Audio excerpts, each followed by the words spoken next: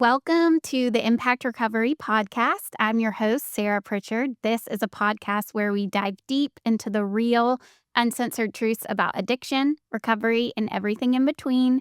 No sugarcoating and no judgment, just honest conversations that can help lift up the solution.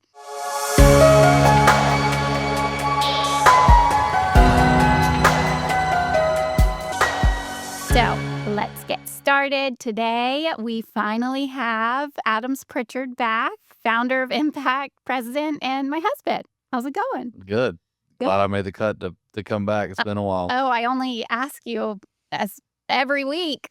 No, but I'm glad that you are back on because today we are going to talk about what alcoholism and addiction is. Step one, how it can be confusing, and you're going to break all that down for us. Yep. Brought the whiteboard and everything. My favorite thing. Yeah, I wish it was a little bigger, but we'll see how it goes. We do have a lot of new listeners and people watching. So tell us just a little bit about your backstory briefly with addiction and, how you got here. I'm from Birmingham, Alabama. Addiction stuff started really early. 17 years old is when it really started to get really bad. And I went to a ton of treatment centers all over the country. And was a product of, what we see in this space right now, which is not great treatment. And I was going to places that famous people were at. And I was going to regular in-network places and just couldn't get it. And what I tell people today is like, it's you've never had a shot. And that was me for a lot of years. So ended up at something at the very end that was eye-opening, life-changing, and I just thought, how is this not everywhere? That place is unfortunately no longer there, and Chad, the co-founder and our business partner, really was the main one there, and he and I started talking about how could we go do this, emphasize all the good stuff, really cut out all of the fluff and create some magic, and we decided to go do it in a different region, in the Southeast, not take insurance.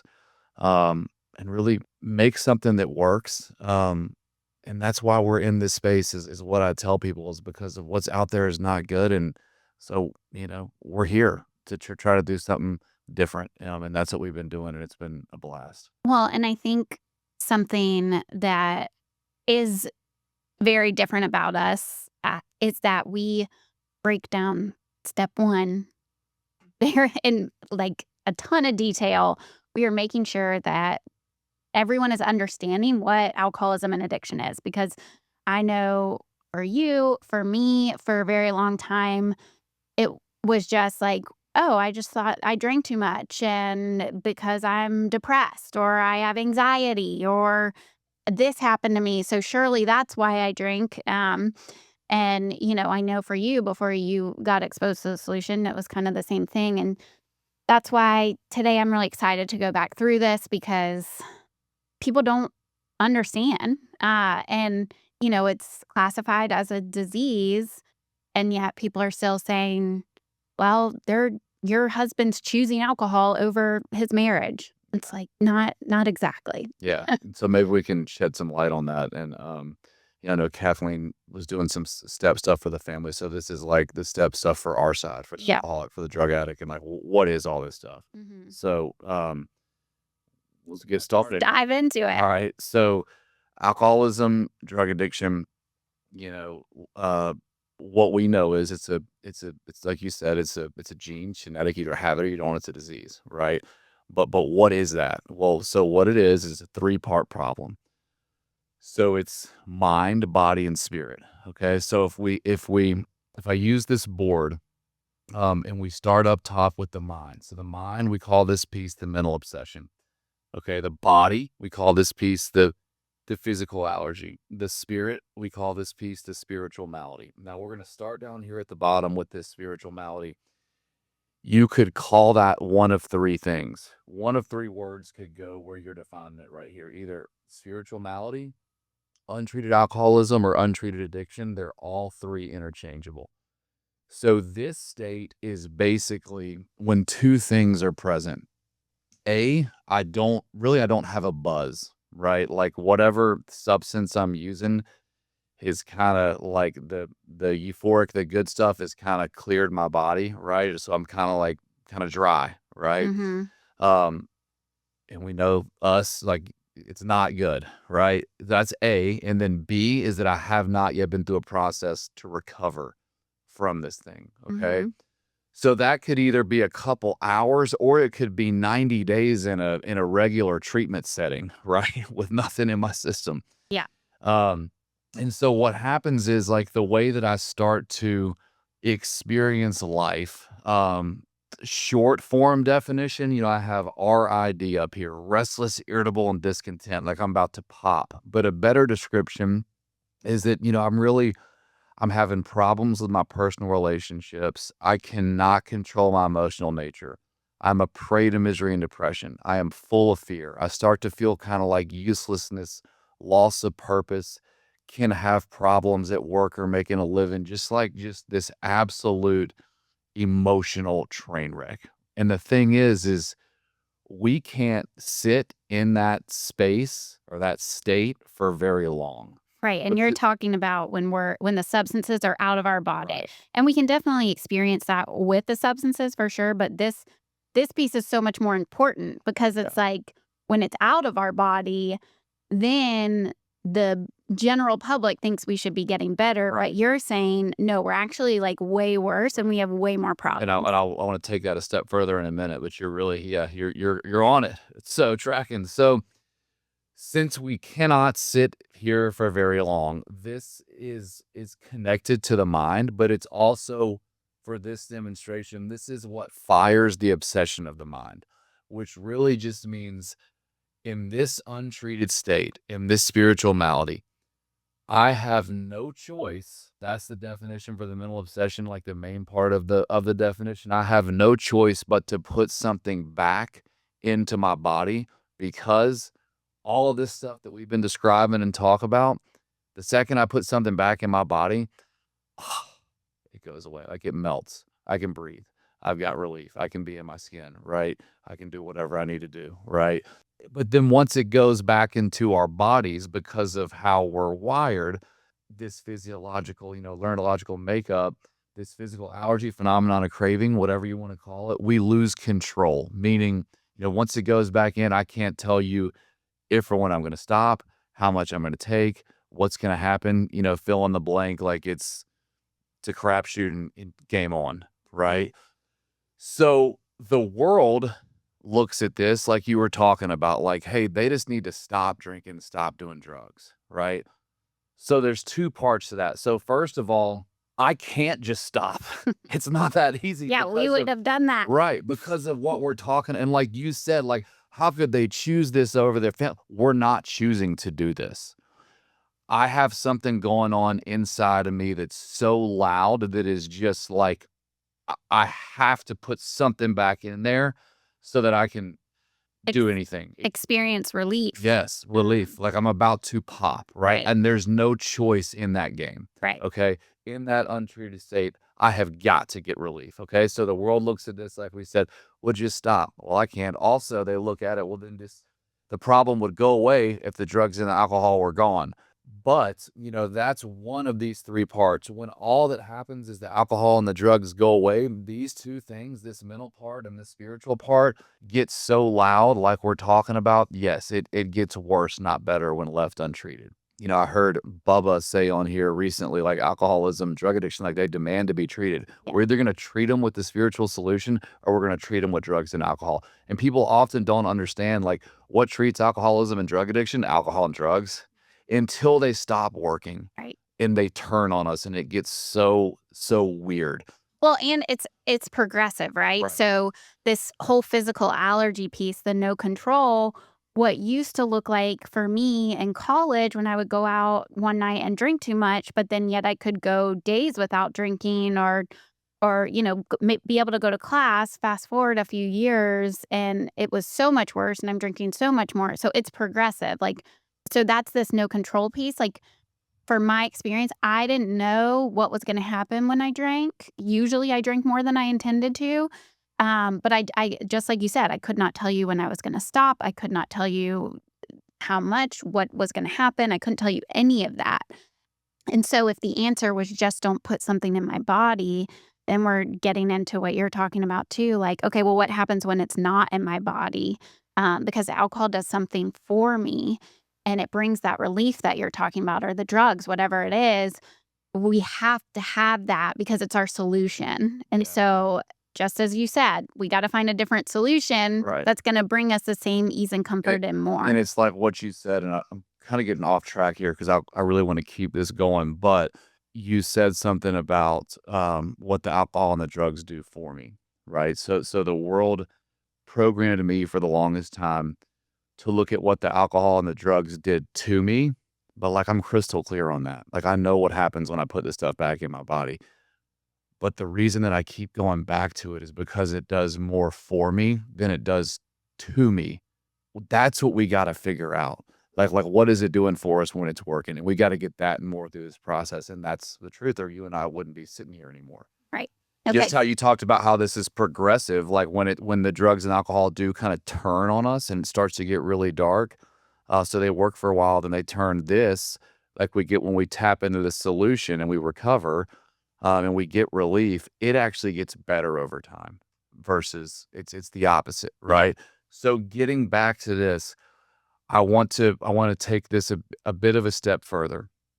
So with the mind and the body, this is like the first half of step 1. Hmm. Okay, this no choice, no control piece. That's the powerlessness feature of alcoholism and drug addiction. Right. Okay. That we admitted we were powerless. Right, and that's what really, like, qualifies me to be an alcoholic or a drug addict, okay? So that's the first half. The second half is this spiritual malady, okay? Our lives are unmanageable. Which is the unmanageability. Now, when we hear that word unmanageability, our mind goes to all of the external stuff. When I say external stuff, I'm talking about, you know, could be problems in relationships, with significant others, families, friends, whatever. It could be problems at work or making a living. It could be problems with the law. It could be, wrecking cars. Like there's so many external things that's what we think about when we hear that word. But what we're really talking about, and by the way, that's what I call the dumpster fire. Okay, what we're really talking about when we're speaking about this unmanageability piece is what's going on inside, right? Like Yeah. this spiritual malady, because of what's going on inside of me, that's what's pouring gas on the dumpster fire out there. But the thing is like when we do this work and that internal unmanageability gets resolved, that's when the external stuff straightens out. And for the longest time, my experience, um, what I kept being taught and told was you have to go fix all of this stuff out here. But it doesn't change what's going on inside. It Right. just doesn't, because that's what we talk about a lot, how the problem is not external. Also, the solution is not external. Well, and did you have experience drinking and using in different scenarios? Yes, Like, it give did. us some examples of when So maybe you drank and used. you got the best relationship in the world, still drinking and getting high. Got the worst relationship in the world, still drinking and getting high. Best job in the world, still drinking and getting high. Terrible job, still drinking and getting high. And some of those things may help for a couple hours, couple weeks, couple months, but it's not the solution, for good and for all. So that's the powerlessness feature. That's the unmanageability. Um, and then, what I kind of want to talk about for a second before we get into the solution side of this is how confusing it is to people about um so with clinical work in how it relates to addiction. Okay, so when I say clinical work, I'm talking about therapists and all that, which are great, right? And it's a part of this.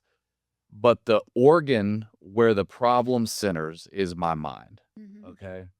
We talked about earlier how the spirit and the mind are connected.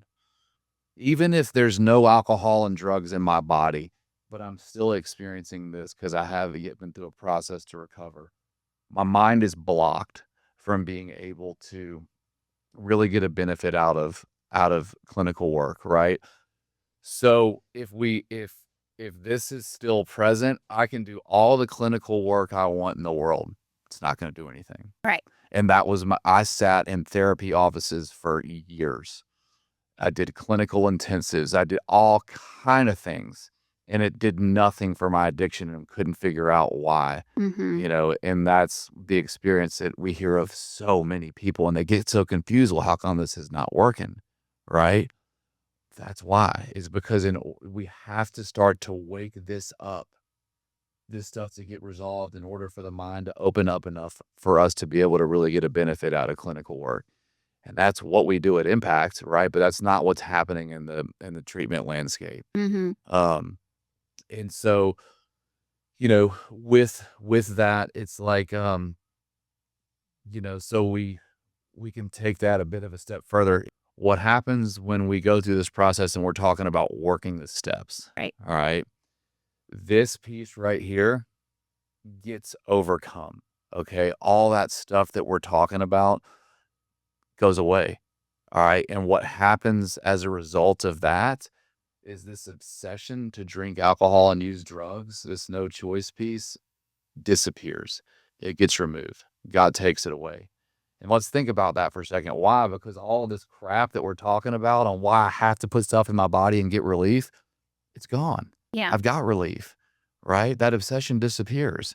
And the relief that we get from this process is incredible, Right. right? It's like, that's what we talk a lot about, like how, it's just this, you can experience joy in life even under pressure and difficulty. And that's why I believe it's such a gift to be an alcoholic or a drug addict is that's presented a solution and then take them through the process to tap into that solution and recover, because I feel like we have a leg up on the rest of the world, like regular people, because of that. Like we get to experience joy under pressure and difficulty, because what is life? Life is pressure and difficulty. And we have a different way to move through all that stuff. Yeah, and I mean, I think most people, it's like I'll just speak from my experience again, but, like, I came in to just not drink, and that's just a byproduct of this. Like, that's not the end goal. Our lives get recreated. This obsession being removed, and maybe we can talk about this a little bit too, because you hear the word obsession, and I think, like, obsessive thoughts about, like, drinking and using, and which we experience, but also this obsession of like, no, I'm under the delusion, stone cold sober, that I I think I can drink normally, even though my experience shows I have this physical allergy, no control. When I pick up, I drink more than I intend to, but I can't bring that into my mind. And so this, like, where you're talking about like the problems in the mind, like our minds are essentially like hijacked because they're in this untreated state. And so when we get to this place where we're recovered from the hopeless state of mind and body, I don't suffer from the obsession. I don't think I Right. can drink. I don't, it's neither here nor there. It's just kind of lifted, which I didn't do on my own, which Right. is like the miracle of this. All right. So there's also another layer I want to cover with this, because we talked about the clinical piece for a little while. And so, a lot of people out there and a lot of families think that, my loved one is doing this because of X, Y, and Z. Like setting up this idea that alcoholism and drug addiction is causal. Mhm. Um, and that's not, that's not the truth, right? I'm drinking and doing drugs because of this. Okay. So the number one thing that we hear a lot is about it's because of the trauma, right? Mm. It's the big buzz out there. So here's my view on this. Okay. Every single human being on planet Earth has some form of trauma. It's part of the human experience. Okay. Now, there is absolutely like big T trauma, little t trauma. Like there's some stuff that's way more significant than others. But like if if every human being has some form of trauma, how come every human being on planet Earth is not an alcoholic or a drug addict? What's real simple is because not all of us have this gene. Yeah. Okay. Where it is connected to alcoholics and drug addicts is, so trauma, it it lives in the mind right up here, and it's stored. We know it's stored in the body, like somatically and all that. But in order for us alcoholics and drug addicts to unlock that stuff, since it lives in the mind, we have to wake the spirit up first, right? In order to have a real experience with doing some trauma work. So I can go do all the trauma work I want, but it's not going to move the needle. Yeah. Right. Like we've got to recover Yes. first or do it in conjunction. Right. Right. And with that logic, a friend of mine uses this example that's like, let's say you and I left here right now and went to go eat lunch at a seafood restaurant, right? And there's a 1-year-old next to us that has a terrible allergy to shellfish, but has no idea they have an allergy to shellfish. The parents don't, because the kids never had shellfish, right? And that 1-year-old at the table next to us takes a bite of fried shrimp for the first time in their life, breaks out in hives, like can't breathe, turns red, like ambulances coming in, like, the sky's falling. Like I wouldn't get up and walk over to that kid and put my hand on its back and say, buddy, I'm so sorry you're having this allergic reaction to shellfish because of the awful parents you have. Yeah. They're having an allergic reaction to shellfish because they have an allergy to shellfish, right? And it's the same thing with alcoholism and drug addiction. Yeah. Right. And our allergy breaks out and we need more. Loss of control. Yeah. Yeah. This phenomenon of craving. Right. And yeah, that's so important to talk about because it's true. It's like if something terrible happened or X, Y, and Z happens, like, oh, that's the reason why they are using heroin. And that can speed up why we turn to something, Right. but someone that doesn't have this thing, eventually some consequences are going to happen, and they're going to course correct. They're going to change their life. Yeah. But not an alcoholic or a drug addict, right? Right. And I think a lot of families, I know you've talked to many, and I know they've said this to you, they've said it to me, but just like they're like, if I would have done something different, like maybe when they were younger, if I would have handled this differently or done that, it's like, no, I mean, like you would not change the fact that your son is an addict. Like nothing. There's nothing families can do to prevent this. Yeah. Period. In a sense, and there's nothing you did to cause this. Right. Because it's a gene. Yeah. Right. It's genetic. It's like, blonde hair, blue eyes. I hear all these people like, oh, we're gonna prevent addiction. You can't. You can treat it, right? Yeah. But you can't prevent it. That's super important because, there are a lot of families and loved ones that are like, I caused this or X, Y, and Z. So glad you mentioned that. Something else I want to talk about just briefly. Whenever I have this 3-part problem up on a board, right, there's something that I cannot ignore, like that I feel like I have to tell people. So because of this right here, because of this spiritual malady, my belief, this is my personal belief, that alcoholics and drug addicts are God's chosen people because we were so hardwired to need power that our life depends on it. It's dark in the beginning, right? Because this is so uncomfortable. But once, if we can just move our feet through this process and get connected to power and get to the other side, then we can start to see that, how it really is. Like, I believe it is a gift that God made me this way, and I wouldn't trade it for anything in the world. I think it is incredible. Also, there's another kind of way that I like to look at this is that, us recovered alcoholics and drug addicts, we get to live 4 lives in one, meaning we have our life before this thing rears its head and takes over, right? Then we have our life during, when it's really getting kind of going. And that's fun for a while. For me, it was just so different than normal people. And I was like, this is cool, right? I'm cool, right? And then it gets really dark in part 3, right? Which is probably a lot of the people listening to us, right? It's because they have a loved one like really in it, going through it. And that sucks. Yes. Right? But what it does is it puts us in this position where we talked about, like, where you cannot live with alcohol and drugs, but you also can't live without it, right?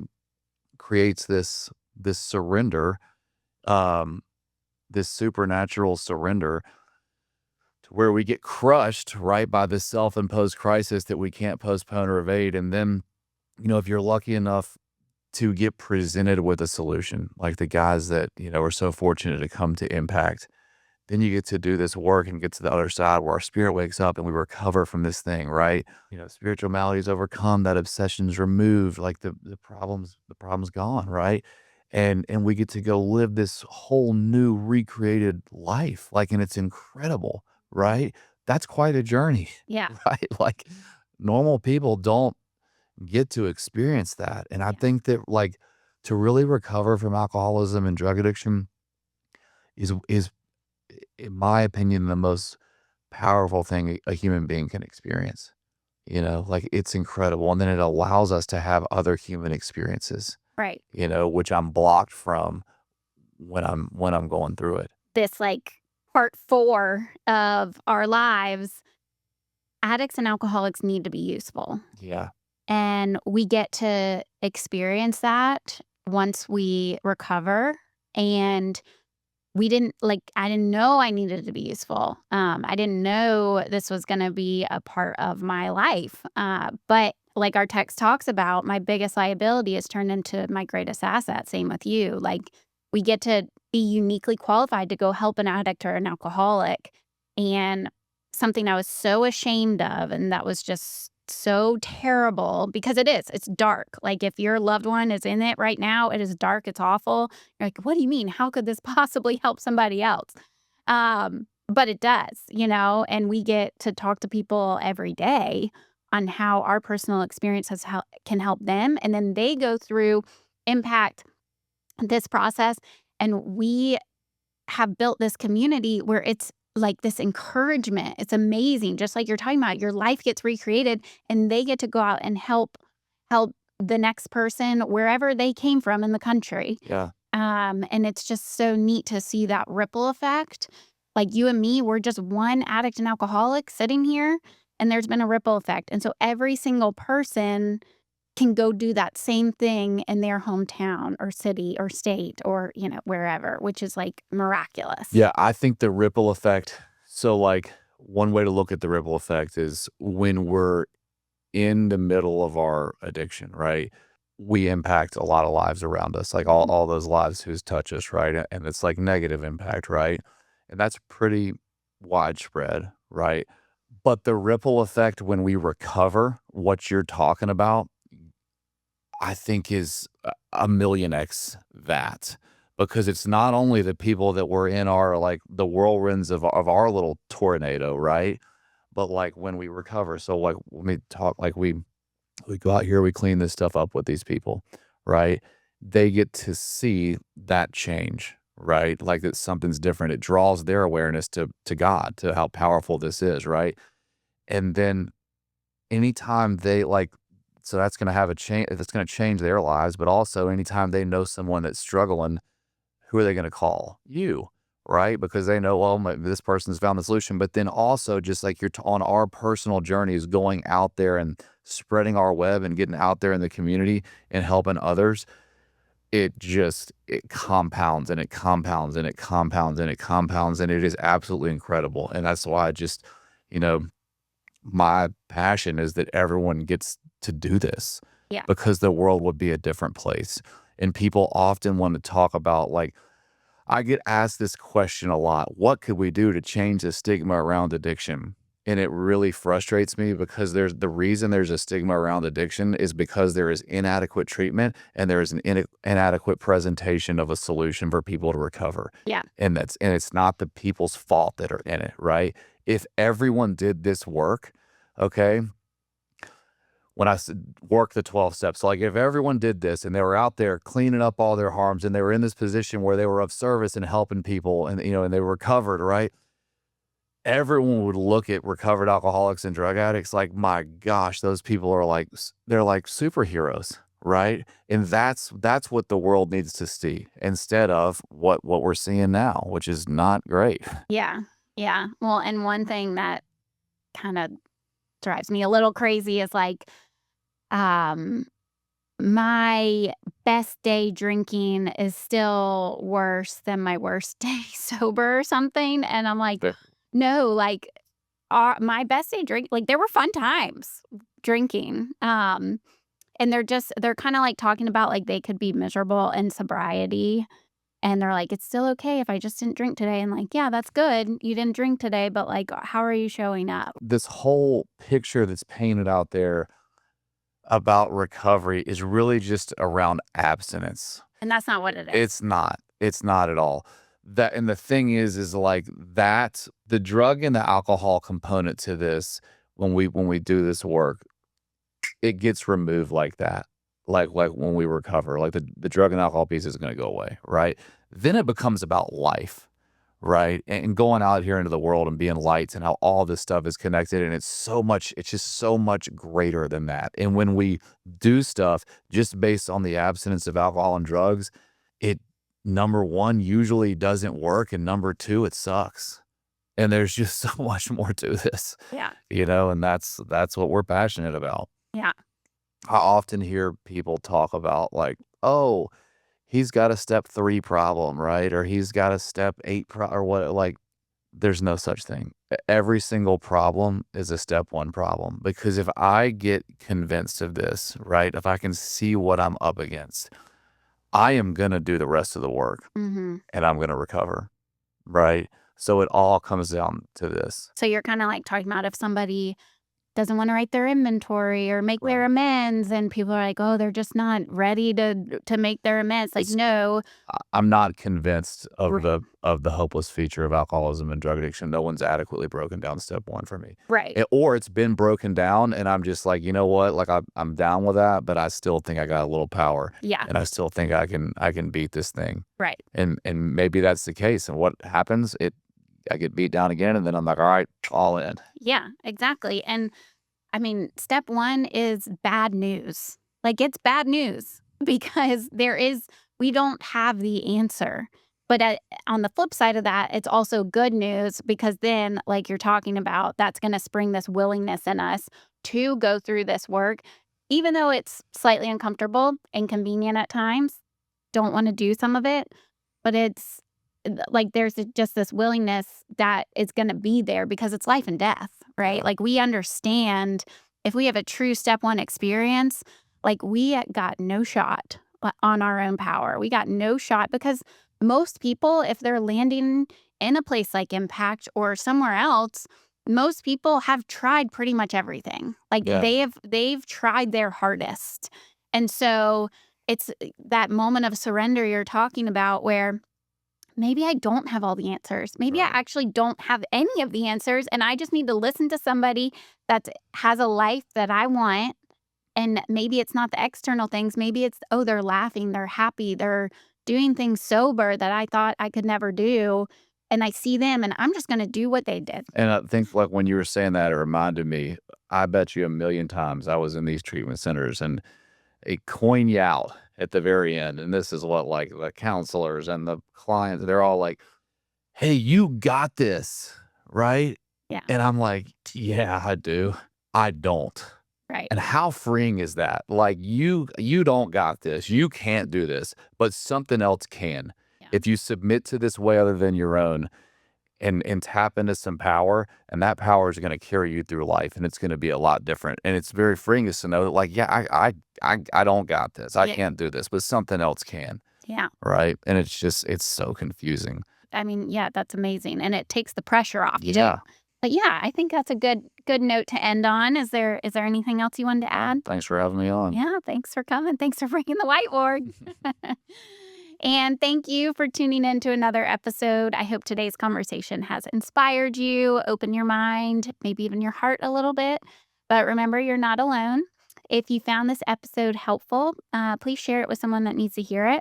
Don't forget to like and subscribe, and we'll have all the links below so you can find us. But until next time, keep making an impact. Bye, y'all.